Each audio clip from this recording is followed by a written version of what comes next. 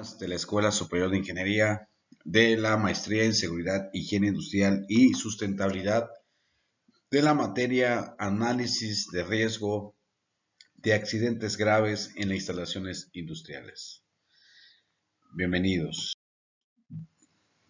En la sesión anterior vimos temas sobre la determinación de riesgo en la unidad número 4, sobre la determinación de riesgos para el entorno, sobre el método de la vulnerabilidad del entorno, que es el factor de la vulnerabilidad, y vimos que comunidades vulnerables son las que pues aceptan pues el peligro, en este caso una amenaza, y se hace una comunidad o una población vulnerable cuando estos peligros son inminentes y se tienen que reducir con algunos programas, algunos tipos de medidas que se puedan mitigar. La relación entre intensidades, destino y severidad de método PROVIT, que pues bueno, más que nada vimos algunos temas de matrices que se manejan en protección civil. Casi esta parte fue relacionado a protección civil. En esta sección, ¿qué vamos a ver? Vamos a ver, seguimos en la unidad 4, que es la determinación de riesgos para el entorno. El riesgo individual o lo que se comenta con las curvas de isoriesgo y los riesgos colectivos, que es la curva F diagonal N. Iniciamos. Pues el objetivo que los alumnos conocerán y comprenderán sobre los riesgos individuales y colectivos. Y los riesgos individuales o en la parte de curva isoriesgo, ¿qué son? ¿Cómo se constituyen? Pues esas constituyen una representación gráfica sobre un riesgo individual que vamos a ver a continuación. A cada punto del entorno se asocia la frecuencia de muerte, ¿sí?, que tendría una persona situada en este punto. Según el tipo de daño que pueda causar la muerte, el cálculo es distinto, ¿sí? Posteriormente se une a través de curvas los puntos, ¿sí?, que representan un riesgo, ¿sale? Entonces, como vimos ya en las sesiones anteriores, por ejemplo, los incendios, una explosión, una que representa pues una afectación de acuerdo al radio y la parte también de la vulnerabilidad, el número de personas que puedan tener ese factor de muerte, ¿sí? Puede ser a 10 menos 4, a 10 menos 5, 10 menos 6, de acuerdo a las estadísticas que se encuentran situado de un punto, en una región. Por ejemplo, en una fuga tóxica, en este caso se calcula, ¿cuál se va a calcular? Pues la frecuencia de muerte, ¿sí? Y esto va en la parte de la consecuencia de la frecuencia y también en la parte de la exposición que tenemos en las estadísticas. ¿Qué tan frecuente ha pasado esta amenaza en una comunidad vulnerable y cuántas muertes han habido, ¿sí?, por resultado de estas amenazas, ¿no? Entonces, esto va dado como el resultado de la probabilidad de que el viento sople a la dirección del punto, ¿sí? Entonces, nosotros podemos ver que nuestras caracterizaciones de escenarios nos pide sobre la dirección del viento, que son más preferentes o preponderantes, y que en esta dirección pues son las que estadísticamente más tenemos, digamos, al norte, digamos, al sur, al este, al oeste, pero también ese factor, ¿sí?, puede desviarse y puede cambiar el escenario, ¿sí? Por eso aquí comenta que este factor de frecuencia también va pegado mucho a la probabilidad de que el viento sople a una dirección del punto. Otra, que la probabilidad de que se dé una determinada categoría de estabilidad, ¿sí? Entonces sabemos que el riesgo es la probabilidad de que pueda o no ocurrir un daño, ¿sí?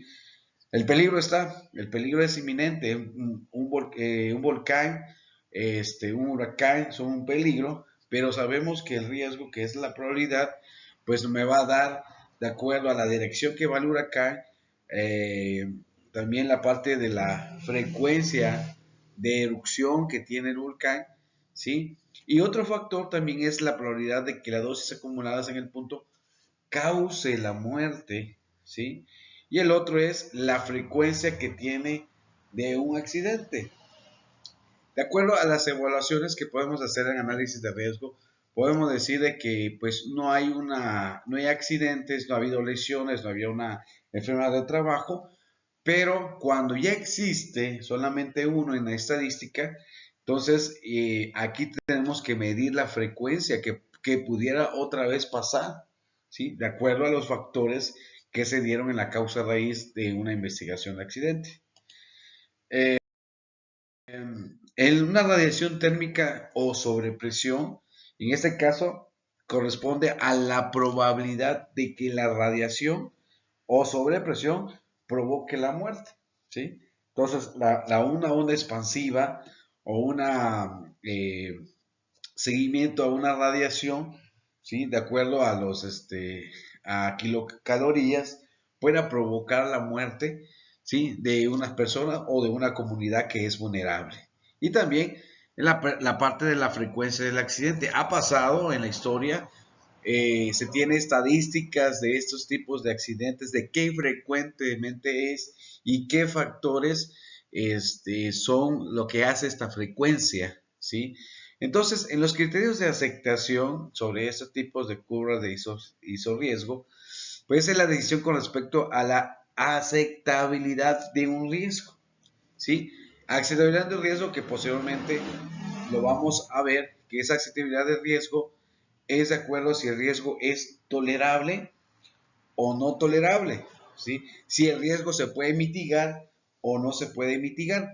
Y esto depende de los riesgos individual o social, aunque existe en general más criterios basados en el riesgo individual que en el social, ¿ok?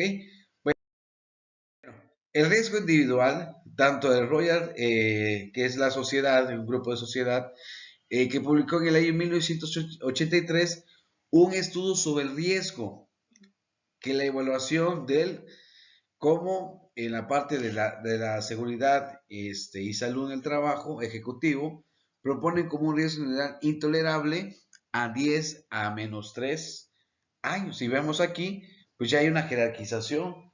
En el caso de un riesgo individual, un riesgo intolerable es cuando tengamos en la parte de nuestra matriz, en nuestra parte de nuestra estadística, 10 menos 3, 10 a la menos 3 años. Incluso si la persona está expuesta, considera que de su exposición se desprende un beneficio importante, por ejemplo, un trabajo o una actividad, ¿sí?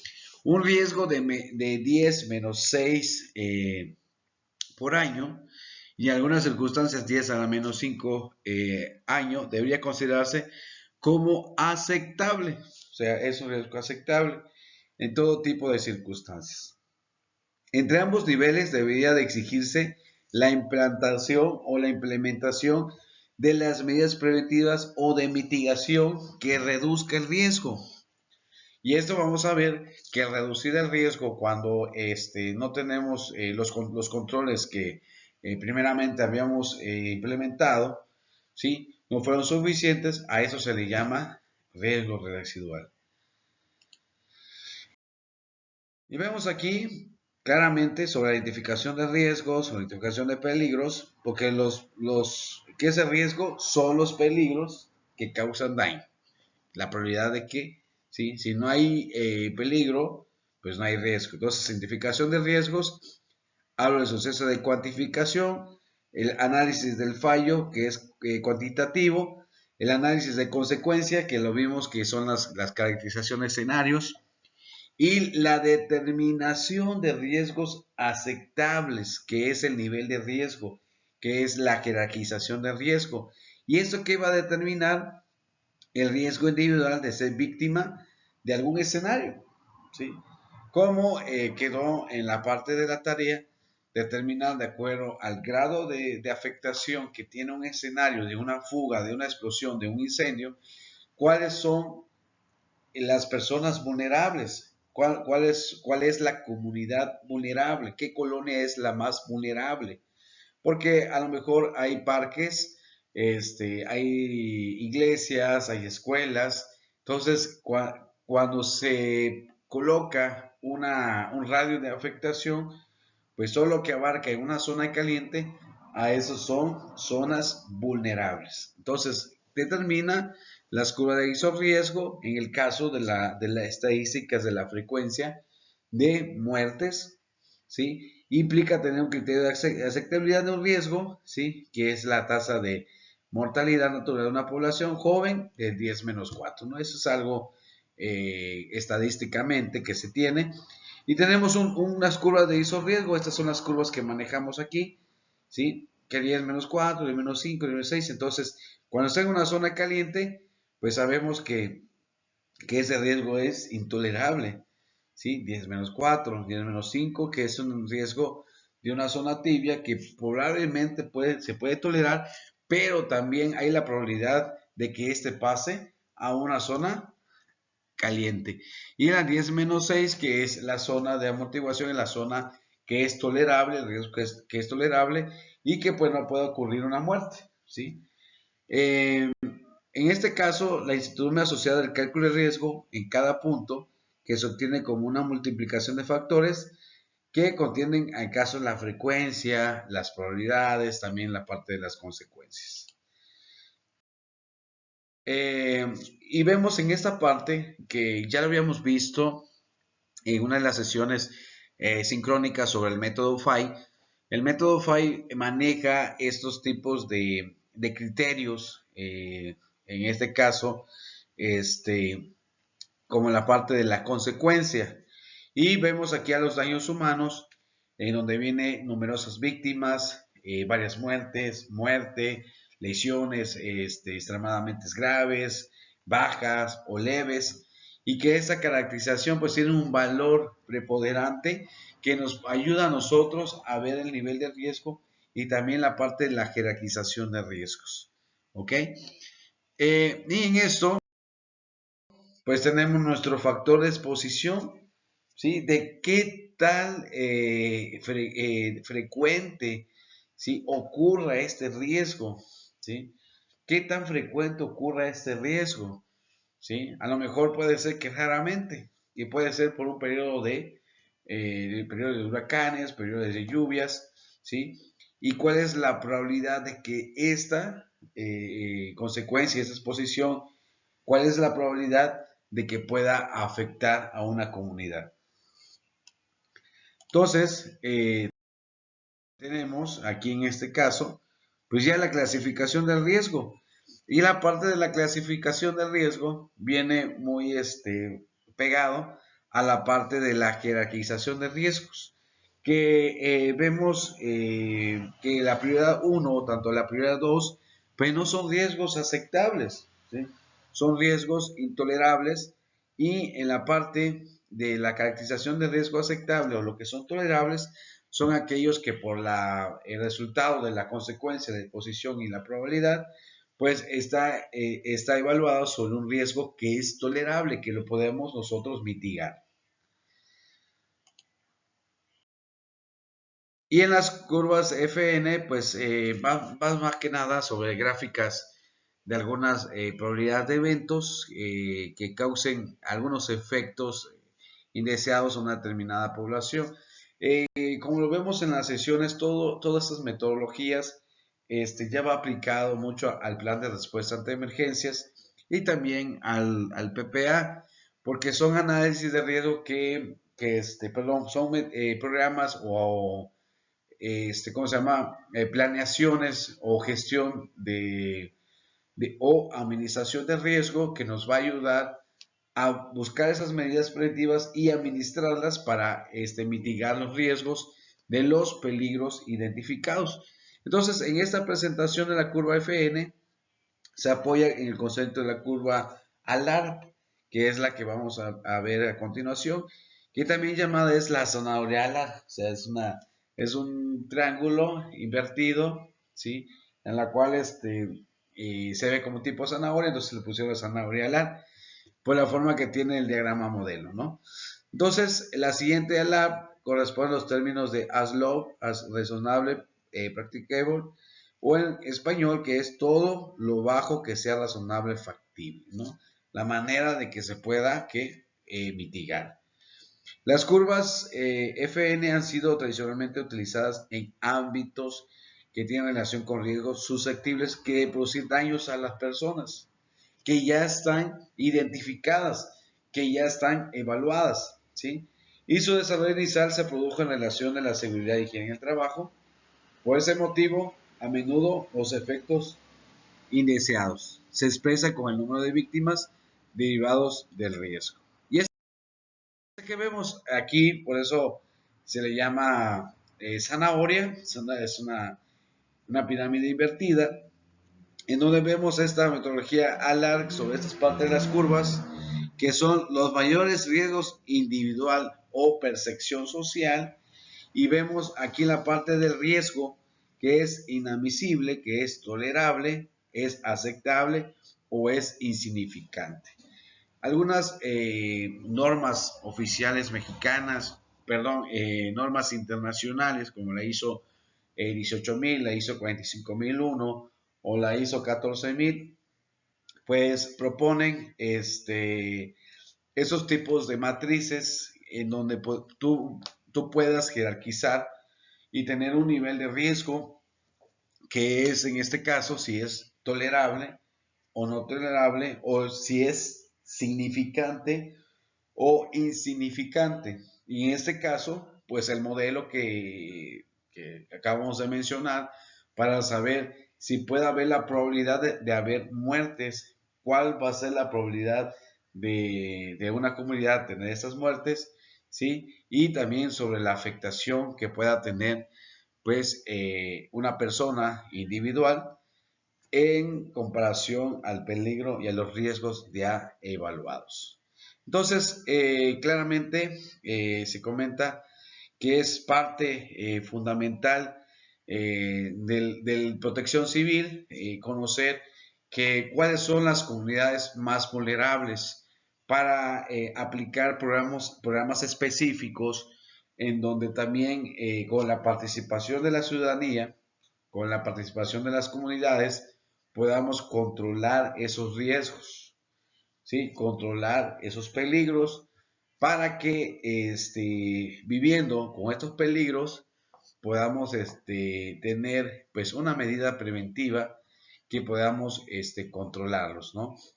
Si tienen alguna duda sobre estos temas, puede ser vía WhatsApp, también mi correo o mi teléfono para cualquier duda o comentario. También sobre la tarea es acerca sobre determinar dentro del escenario que ustedes realizaron la zona de afectación, qué escuelas están vulnerables o qué otras industrias están vulnerables, o a lo mejor una comunidad completa es vulnerable en el caso de un incendio, como vimos en esta presentación. Depende también la probabilidad de la dirección del viento, ¿sí? Entonces, si no hay más por mencionar, pues nos vemos en la siguiente sesión. Espero de que estos puntos que acabamos de mencionar sean también importantes, como son las otras, porque va relacionado mucho, y no se olviden, sobre el triángulo invertido o el reloj de arena, en donde va primero la identificación de peligros, la evaluación de riesgos, la caracterización de escenarios. Sí, estoy haciendo un resumen porque dentro del análisis de riesgos pues hay frecuencias, hay consecuencias, ¿sí? Y la caracterización de escenarios que vimos en la semana anterior, y esta pues va haciendo ya pues en la parte de los programas ya preventivos, como es en este caso que vimos en esta sesión de esta semana del capítulo 4, pues va más enfocado al plan de respuesta ante emergencia, que es el PRE. Entonces estamos, cualquier duda, comentarios y nos vemos en la siguiente sesión. Hasta luego.